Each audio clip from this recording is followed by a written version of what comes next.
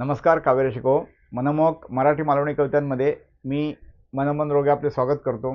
मित्रांनो, सध्या आपण फुलांवरच्या कविता या उपक्रमात वेगवेगळ्या फुलांची वैशिष्ट्ये, उपयोग आणि फुलांची माहिती यावर आधारित कविता सादर ऐकत आहोत। आज जे ह्या मालिकेतलं किंवा या उपक्रमातलं 13वं पुष्प आहे, हे तुम्हाला सगळ्यांना आवडणारं चाफा। चाफा अनेक प्रकारचे असतात चाफे, आणि जवळजवळ सगळे सुगंधी असतात। चाफ्याचे प्रकार खूप आहेत, म्हणजे नागचाफा, देवचाफा, कवटी चाफा, भुई चाफा, सोनचाफा, पिवळा चाफा, हिरवा चाफा, यात आणखी काही प्रकार असतील। आणि जवळपास सारेच प्रकार म्हणजे चाफ्याचे सुगंधी असतात। मराठीत चाफ्यावरची आणखी गाणी आहेत, लपविला सुतू हिरवा चाफा, सुगंध त्याचा लपेले का, वगैरे अशी गाणी आहेत आणखीन।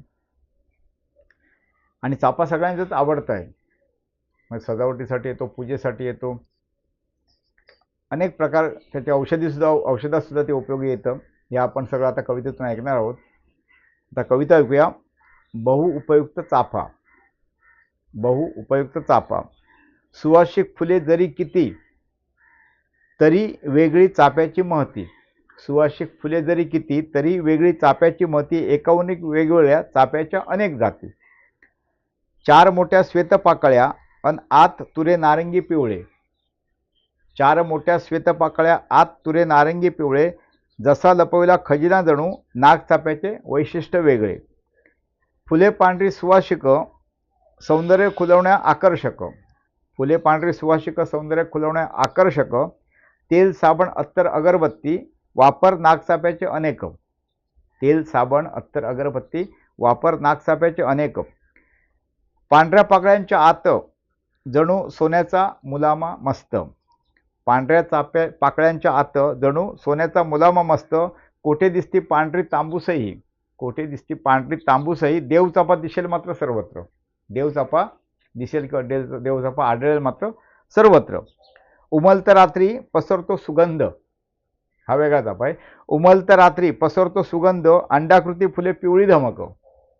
अंडाकृती फुले पिवळी धमक। कवटी चाफा जणू वाटे फळ, कवटी चाफा जणू वाटे फळ। आवडे सर्वांनाच असे मोहक। कवटी चाफा फुलतो, तो वास सुगंध सुटतो, तो पानाच्या आड कुठेतरी असं लपून असतो, अगदी अंड्यासारखा असतो, त्याचा दिसायला अंडाकृत असतो आणि खूप सुवास असतो। उमलत रात्री पसरतो सुगंध, अंडाकृती फुले पिवळी धमक। कवटी चाफा जणू वाटे फळ, आवडे सर्वांना असे मोहक। सुगंधी आकर्षक पांढरे, सुगंधी आकर्षक पांढरे। औषधही येतसे कामी। सुगंधी आकर्षक पांढरे, औषधी येतसे कामे।